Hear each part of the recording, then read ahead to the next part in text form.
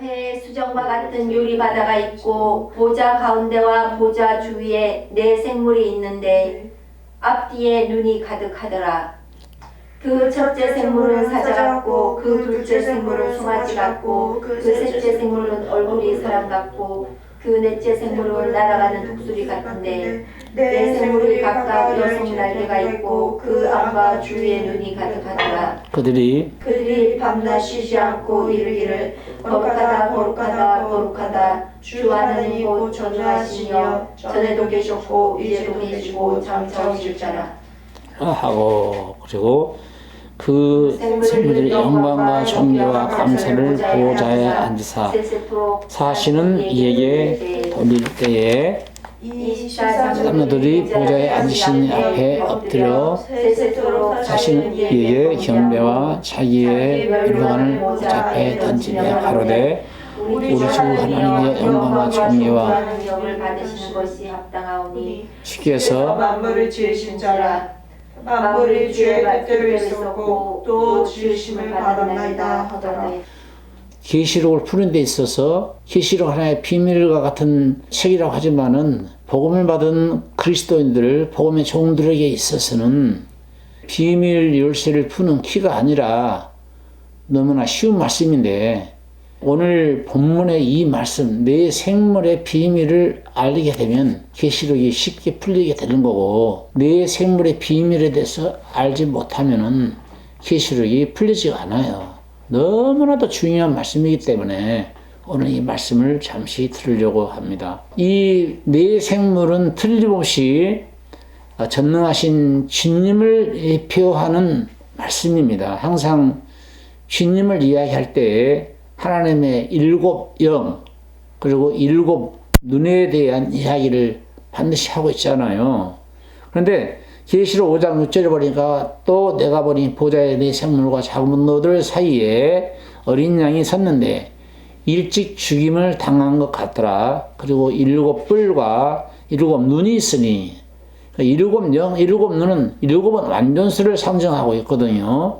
럭키 세븐이라 해가지고 하나님의 완전수를 이야기하고 있기 때문에 일곱 눈, 일곱 영은 다 전능하신 하나님 혹은 주 예수 그리스도를 일컫는 말이었지 않았습니까?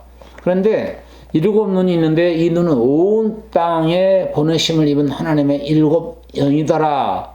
전지전능성을 이야기하고 있지 않습니까? 오늘 본문 6절에도 보호자 앞에 수정과 유리바다가 있고 보호자 가운데 네 생물이 있더라고 했습니다. 근데 4장 6절에 보니까 다시 한번 읽어주세요. 보좌 앞에 수정과 같은 유리바다가 있고 보좌 가운데와 보좌 주위에 네 생물이 있는데 앞뒤에 눈이 가득하더라. 앞뒤에 눈이 가득하더라. 눈이 가득하면 눈이 몇 개나 될까요? 일곱 눈을 이야기하고 있는 거예요. 눈이 가득하더라. 일곱 눈을 이야기하고 있는 거고, 사실 이 보호자 한 가운데는 이 어린 양이신 예수 그리스도가 앉아 계셔야 되거든요. 그런데 네 생물이 보호자 가운데 있고 그 주위에 네 생물들이 있다라고 했어요. 아니 네 생물이 무슨 어린 양도 아닐 텐데 네 생물이 보호자 가운데 있다는 거예요. 그렇죠? 6절 바다가 있고 보호자 가운데 보호자 주위에 누가 있다? 보호자 가운데와 보호자 주위에 누가 있다는 거예요? 네 생물이 있다는 거 아닙니까? 네 생물.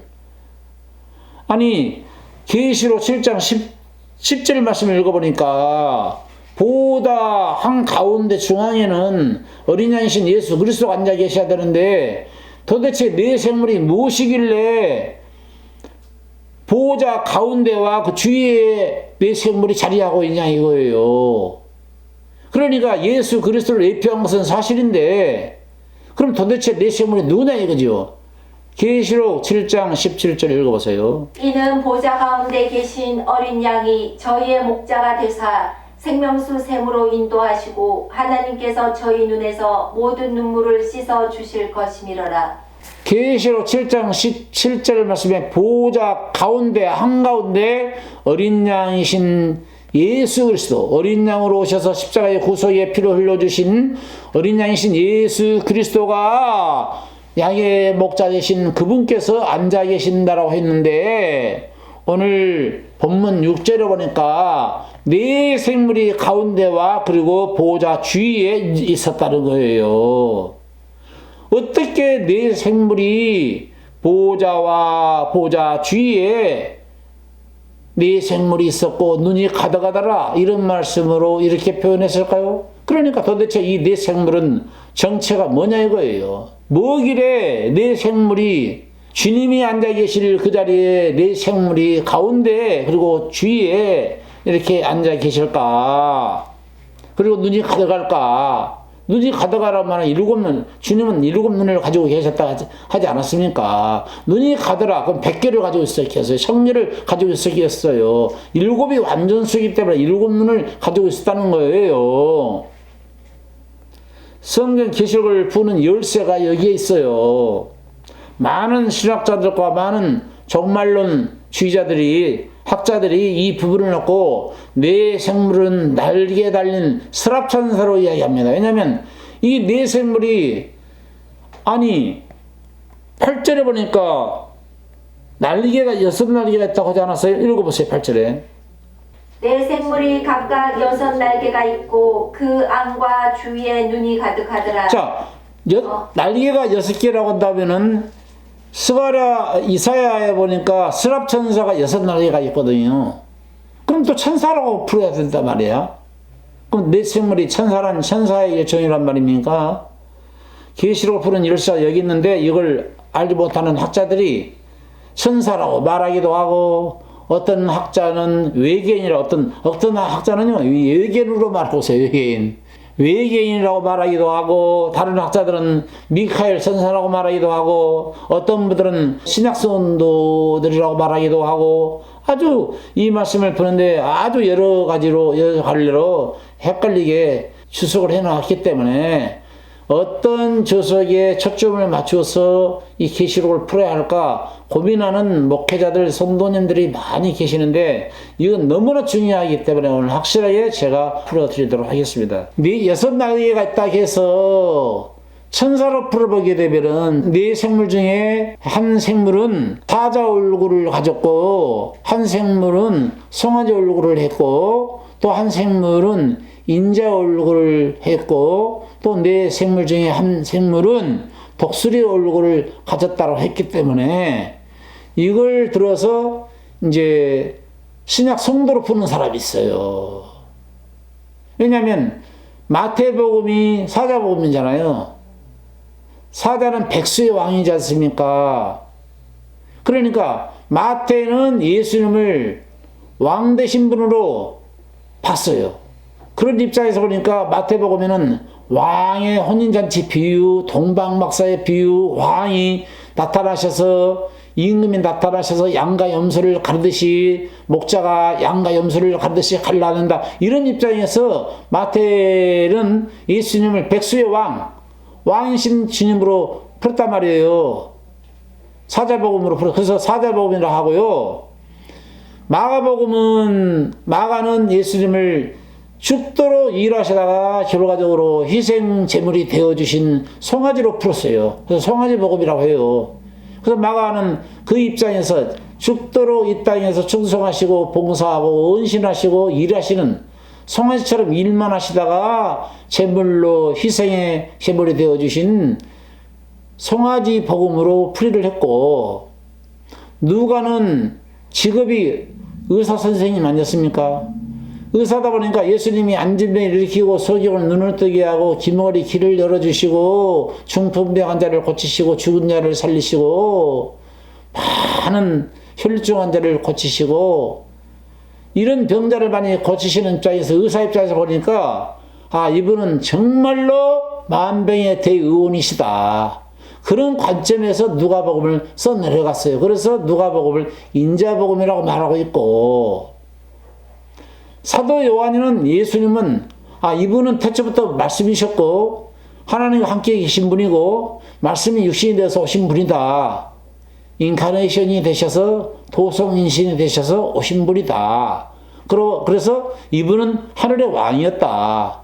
하늘의 왕 되신 그분이 인간을 구원하시기 위해서 인자로 오셨다.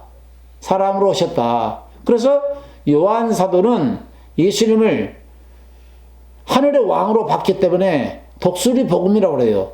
하늘의 재앙이 누굽니까? 하늘의 재앙이 독수리 아닙니까요?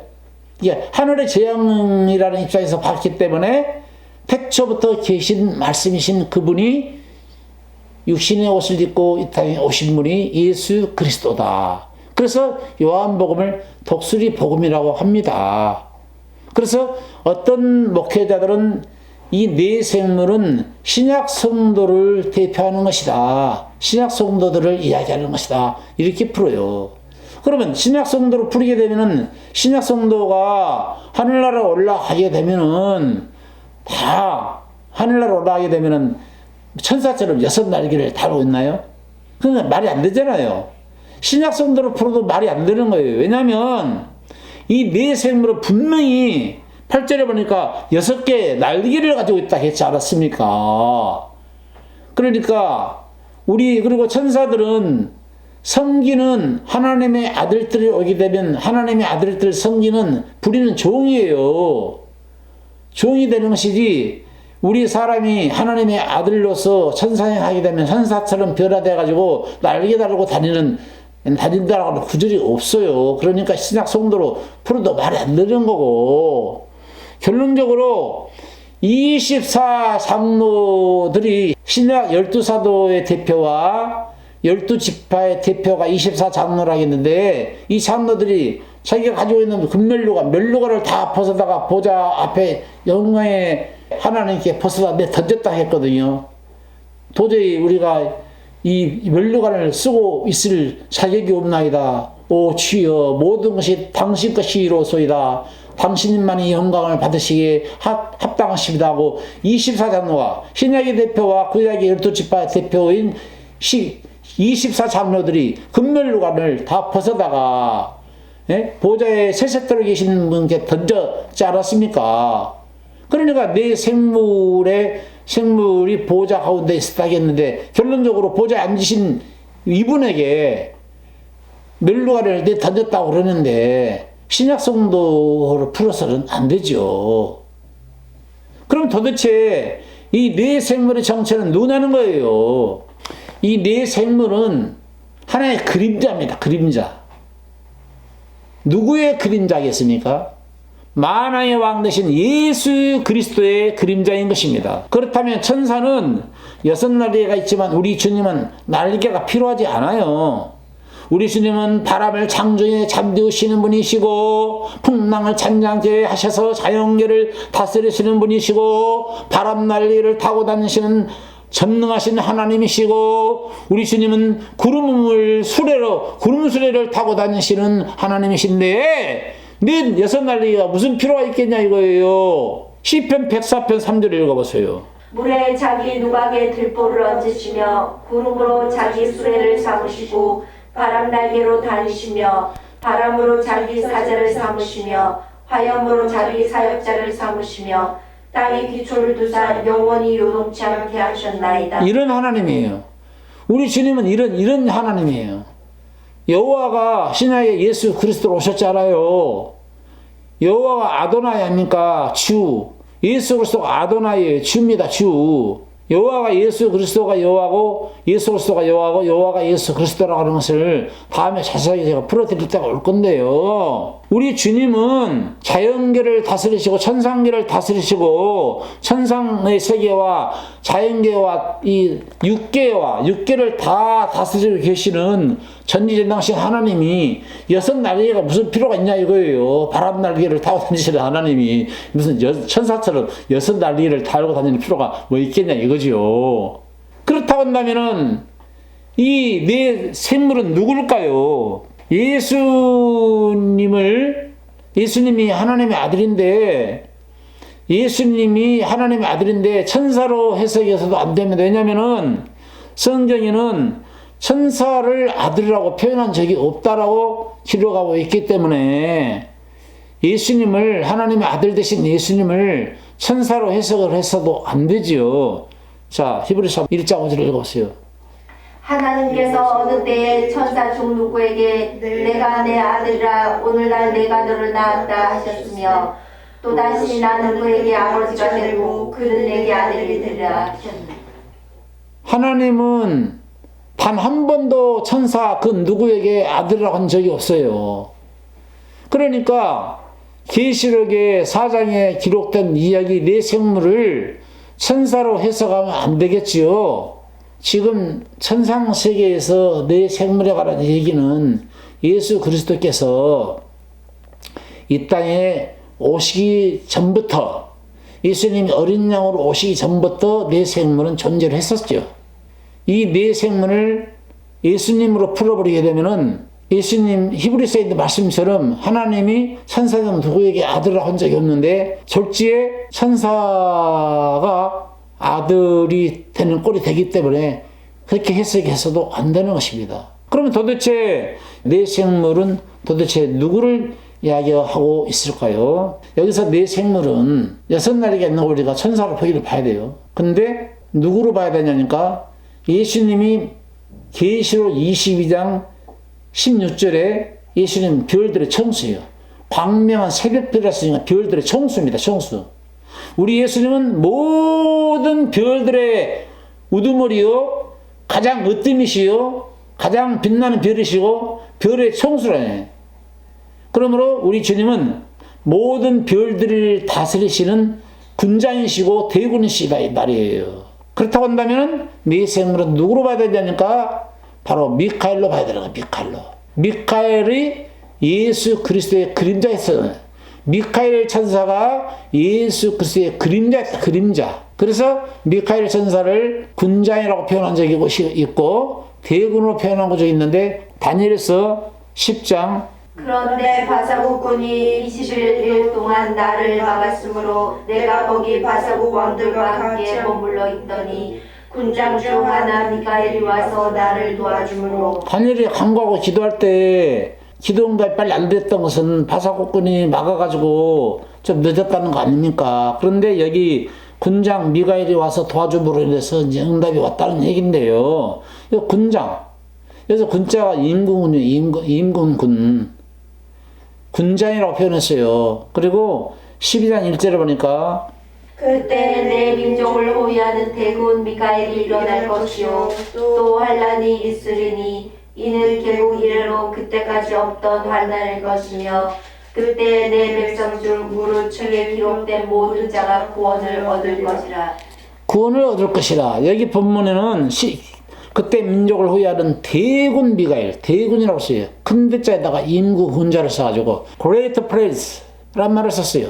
대왕이란 말이에요. 대왕. 의역을 하면 천사가 어떻게 대왕입니까? 그러니까 예수님 이때는 천상세계에서 지금 용과 미카엘과 전쟁이 벌어졌다고 하는 말씀이 계시록에 나오잖아요. 계시록 읽어보세요. 하늘에 전쟁이 있으니 미카엘과 그의 사자들이 용으로 더불어 싸울세 용과 그의 사자들도 싸우나 이기지 못하여 다시 하늘. 미카엘을 이기지 못했는데 천상세계에서 어린 양이 보여지기 전에 어린 양으로 말씀이 육신이 돼서 이 땅에 오시기 전에 천상세계에서는 예수 그리스도의 그림자로서 미카엘이 그리스도의 그림자로서 일을 했다 이거예요. 그림자입니다.